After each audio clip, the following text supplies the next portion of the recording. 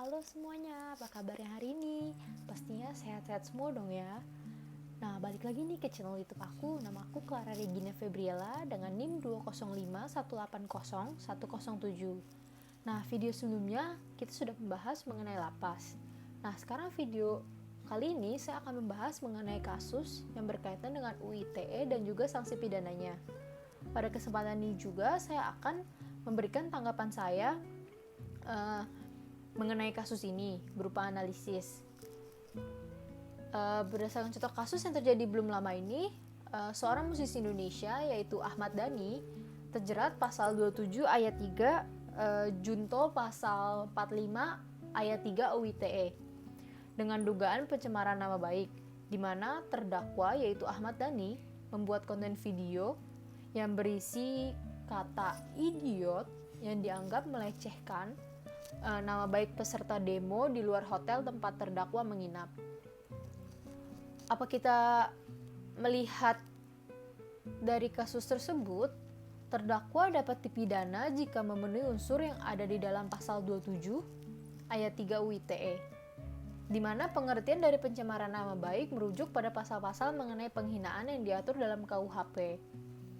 Dalam membuktikan apakah ada penghinaan atau pencemaran nama baik, konten dan konteks dari suatu informasi dianggap penting untuk ditelaah dan penilaiannya bersifat subjektif karena hanya dapat dinilai oleh orang yang bersangkutan. Dalam konteks ini, orang yang bersangkutan ini adalah kelompok yang menamakan namanya Kelompok Koalisi Bela NKRI.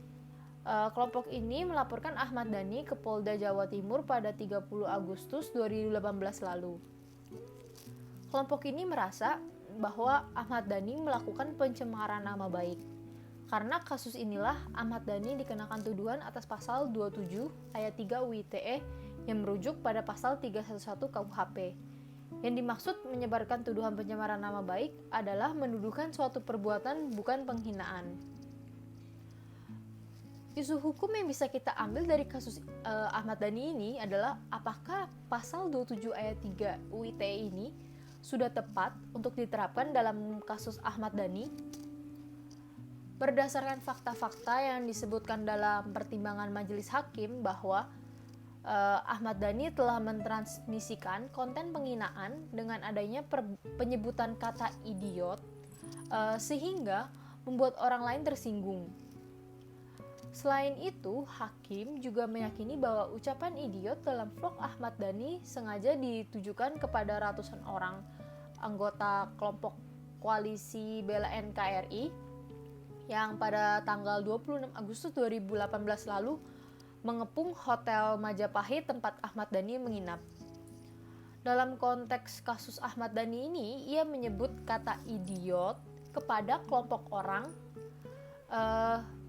yang menolak deklarasi #2019 ganti presiden, tepatnya di Surabaya, sehingga terdapat kemungkinan ia sedang diliputi emosi setelah mengalami penolakan tersebut sehingga berakibat bahwa Ahmad Dhani melontarkan kata-kata yang dapat menyinggung orang lain. Poin lainnya adalah kemungkinan Ahmad Dhani melontarkan kata-kata tersebut sebagai bagian membela diri sebagaimana diatur dalam pasal 310 ayat 3 KUHP.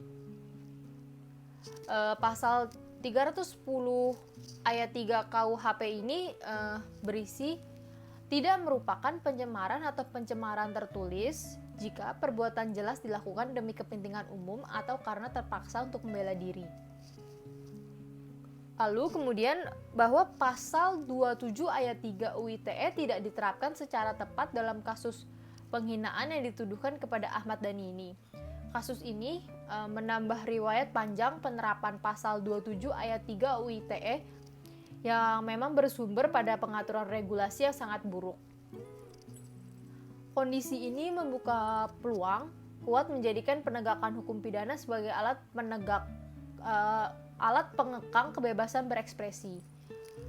Pasal 27 ayat 3 UU ITE ini menurut saya merupakan pasal karet yang bisa berarti banyak macam dan bisa disalahgunakan.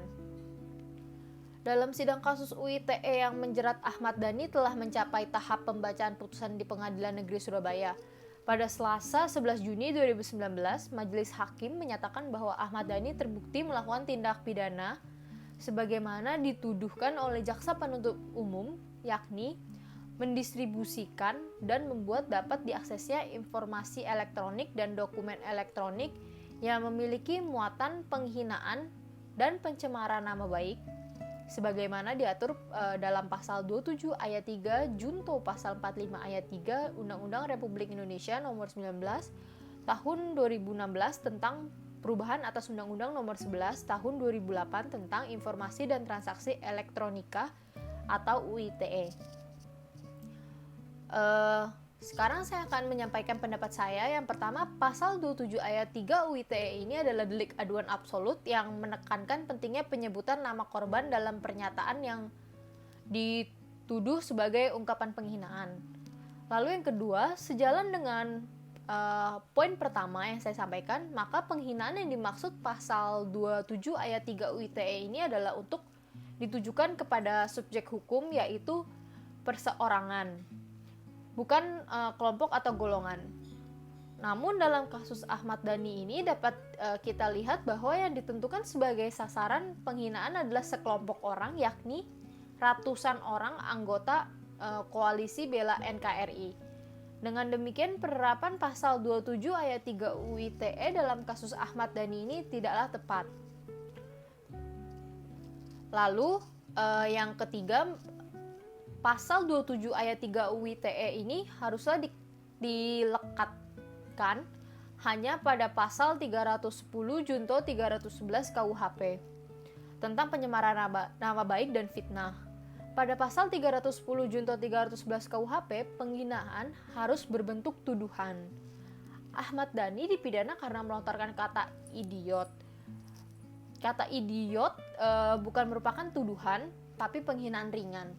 Penghinaan ringan sendiri diatur dalam pasal 315 KUHP yang bukan merupakan bagian dari delik pasal 27 ayat 3 UITE ini.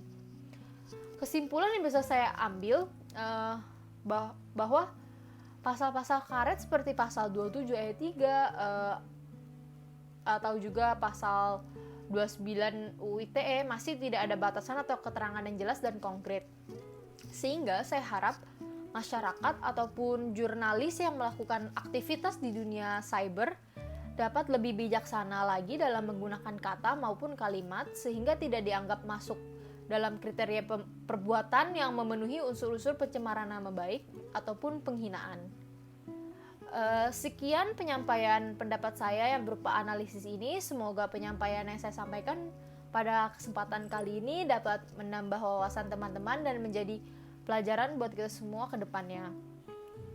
Demikian akhir video saya. Mohon maaf jika ada salah-salah kata. Salam terima kasih. Semoga teman-teman dalam keadaan sehat dan bahagia. Sampai jumpa.